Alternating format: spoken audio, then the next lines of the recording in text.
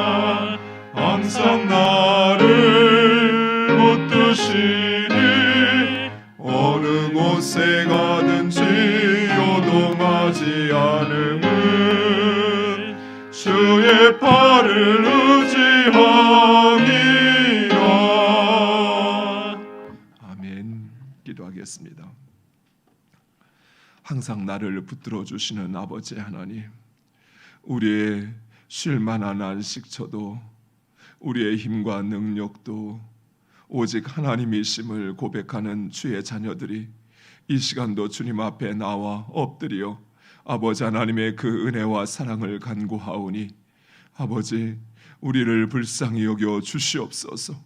우리의 죄악을 예수 그리스도의 십자가의 보혈로 씻겨 주시옵시고 주의 성령으로 우리의 심령을 새롭게 하사 오직 하나님만을 의지하며 하나님만을 바라며 아버지 하나님 일하시고 역사하심을 기대하며 기도하며 나아가는 복된 주의 자녀들 되게 하여 주시옵소서.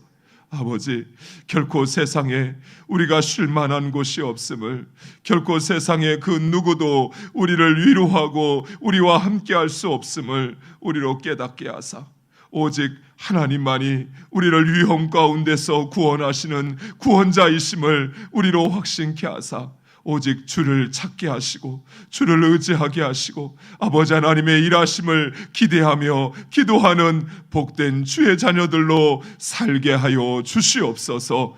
예수 그리스도의 이름으로 기도드리옵나이다. 아멘. 하나님 말씀은 이사야 30장 1절에서 17절까지 말씀 보겠습니다.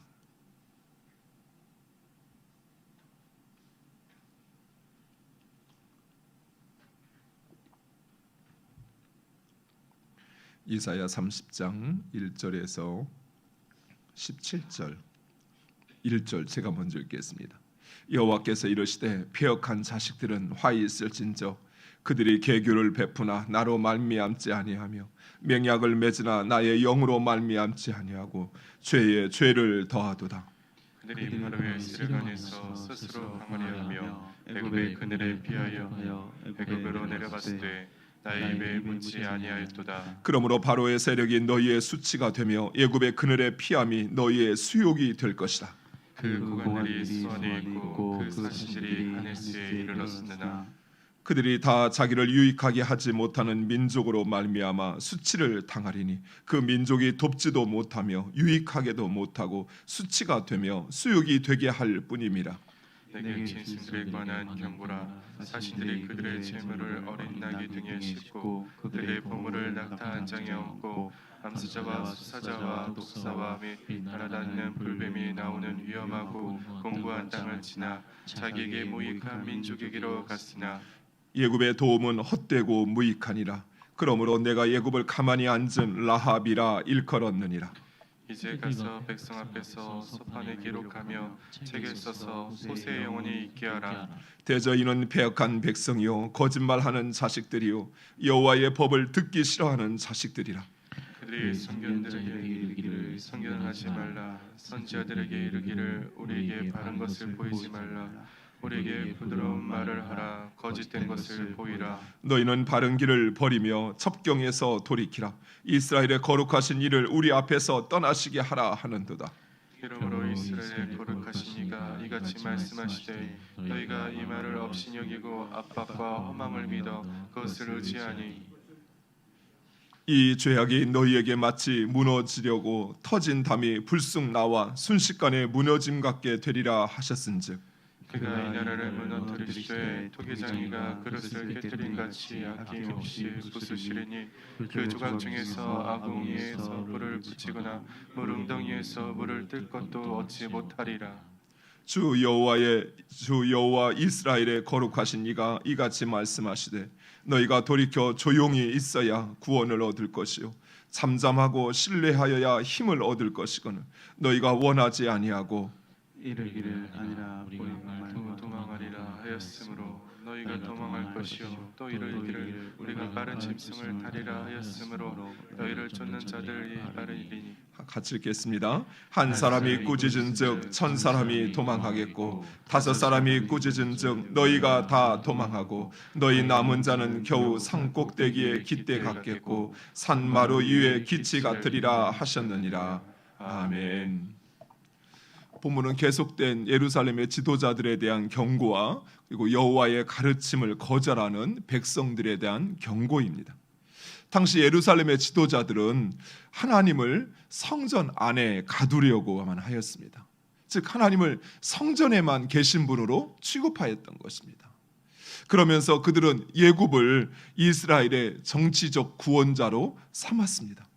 하지만 하나님은 이사야를 통해서 이스라엘의 구원자는 하나님이시라는 것을, 그리고 하나님은 이스라엘의 종교적인 구원자일 뿐만 아니라 정치, 경제, 사회, 문화, 심지어 이스라엘의 그 일상과 개인적인 관계 속에서도 일하시고 역사하시는 구원자시라는 것을 말씀하고 있습니다. 그리고 성전은 결코 하나님을 가둘 수 없다는 것을, 하나님은 결코 그 성전 안에 계시는 분이 아니라는 사실을 말씀하고 있습니다. 이사야 66장 1절에 보면 여호와께서 이와 같이 말씀하시되 하늘은 나의 보좌요 땅은 나의 발판이니 너희가 나를 위하여 무슨 집을 지으랴 내가 안식할 처소가 어디랴 라고 말씀하십니다. 그렇다면 예루살렘의 지도자들은 왜 하나님을 성전 안에 가두려고 하였을까요? 왜 하나님을 성전 안에만 계신 분으로 그렇게 취급하였을까요? 그것은 바로 하나님을 자신의 뜻대로 조종하려고 하는 교만 때문이었습니다. 하나님을 성전 안에 가두어 놓아야만 자신이 편리한 대로 그 하나님을 이용하고 자신들이 하고자 하는 대로 할 수 있었기 때문입니다.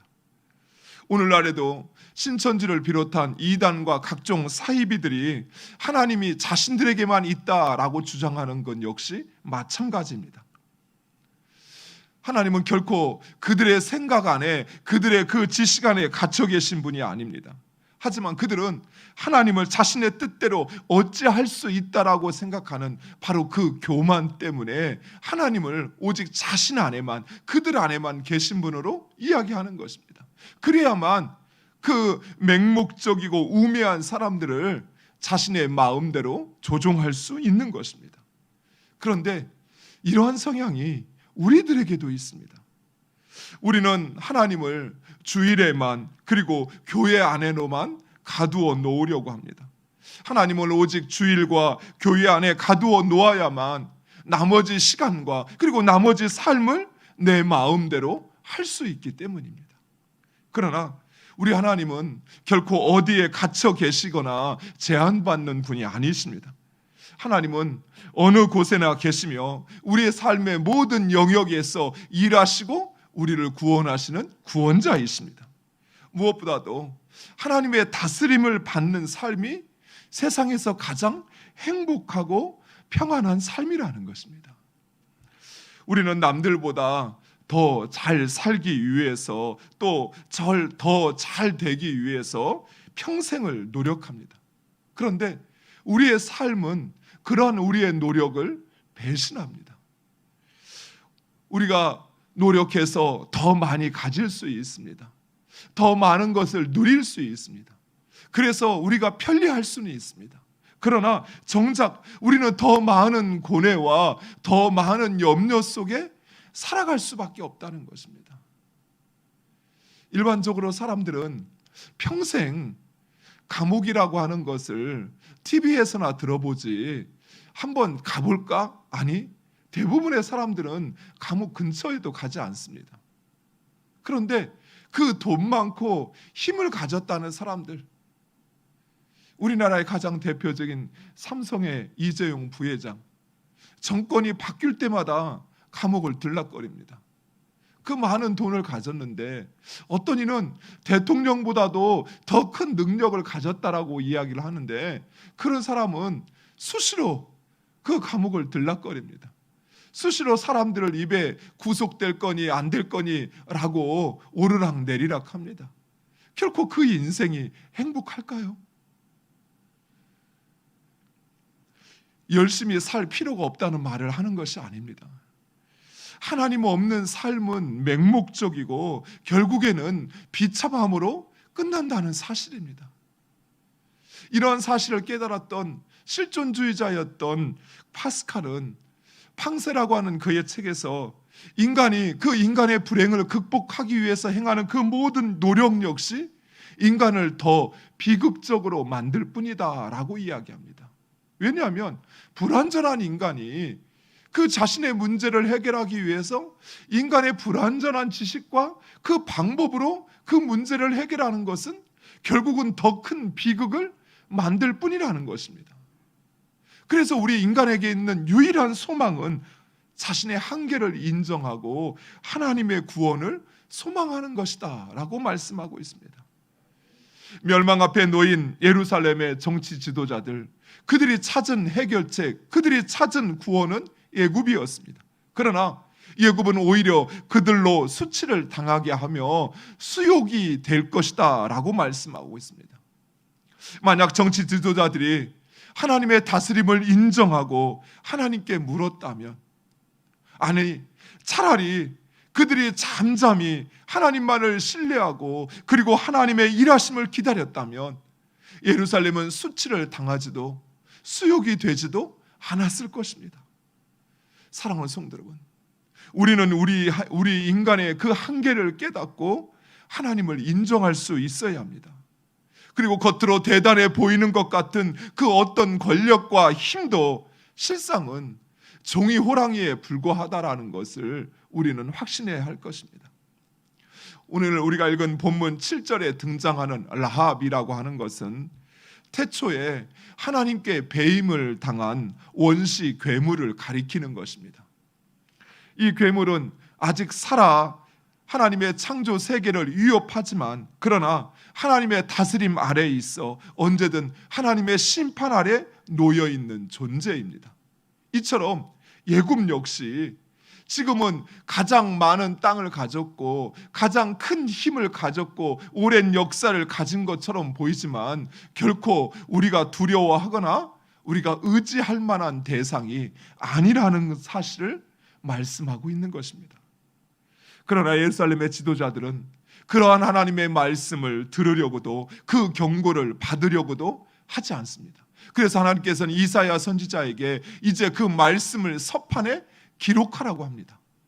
말씀을 기록하는 이유는 그들의 멸망이 하나님의 무능력 때문이 아니라 바로 그들의 그 완고함과 죄악 때문에 그들이 멸망했다라는 사실을 깨닫게 하시기 위함입니다. 우리가 살펴보는 이 지금 이사야의 말씀은 이스라엘 히스기야 왕 때 기록된 말씀입니다. 즉 아직 이스라엘이 멸망하려면 100년이 지나야 됩니다. 100년 전에 하나님께서 이스라엘 백성들에게 경고하고 있는 것입니다. 내가 이처럼 너희에게 말씀하고 회개하고 돌이키라고, 사람은 결코 의지할 대상이 되지 못한다고, 오직 하나님만이 너희의 구원이라고 이야기하였다는 것을, 그러나 너희가 그 하나님의 말씀을 듣지도 깨닫지도 회개하지도 않았다는 사실, 그래서 이제 너희가 당하는 그 멸망이 바로 너희의 죄악 때문이라는 사실을 깨닫게 하기 위한 것이었습니다. 사랑하는 성도 여러분, 오늘날 역시 이스라엘 백성들처럼 선견자의 그 선견을 들으려고 하지 않습니다. 선지자의 그 말을 들으려고 하지 않습니다. 오히려 부드러운 말, 거짓말이라도 좋으니 마음의 위로가 되고 축복의 말을 해달라고 이야기합니다. 물론 하나님은 항상 경고와 심판의 말씀을 하시는 것은 아닙니다. 오히려 하나님의 궁극적인 목적은 우리 인간을 가장 행복하게, 가장 복되게 하시기 위한 것입니다. 그러나 하나님의 다스림을 떠난 자에게 주어진 축복의 말은 마치 속에서는 이미 균열이 생겨 그대로 놔두었다가는 어느 순간 터져버릴 수밖에 없는 그 성벽에 회치를 하여 괜찮을 것이라고, 이것 튼튼할 것이라고, 더 오래 갈 것이라고 하는 것과 똑같다라는 것입니다. 사랑하는 성도 여러분, 오늘날 우리가 사는 이 시대를 묵상하노라면 마치 이사야가 심판을 선포하였던 바로 그때를 보는 것 같습니다. 당장 우리의 적들이 우리를 위협하지 않지만, 그러나 우리에게 찾아온 그 위협 앞에서 진정 하나님을 찾고 그 하나님을 의지하고 잠잠히 하나님의 구원을 기다리기보다는 끊임없이 세상의 그 어떤 힘과 그 권력을 의지하려고 합니다. 마치 그것에 우리의 구원이 있는 줄 알아요. 마치 그것만 되어지면 우리가 이제 평안할 것 같고 우리가 행복할 것이라고 생각을 해요. 사랑하는 성도 여러분, 한번 생각해 보세요. 코로나19가 오기 전에 우리 행복했었나요? 우리 그렇게 복된 인생을 살고 있었나요? 근데 지금 우리는 이렇게 말합니다. 코로나19만 해결되면 그러면 살 것 같다고. 사랑하는 성도 여러분, 속지 마세요. 코로나19가 해결돼서 우리가 행복해지고 우리가 평안해지는 것이 아니에요. 우리의 행복과 우리의 평안은 결코 거기에 있지 않아요. 하나님에게 있어요. 우리가 하나님을 떠났기에 진정한 우리의 평안을 잃어버린 것입니다.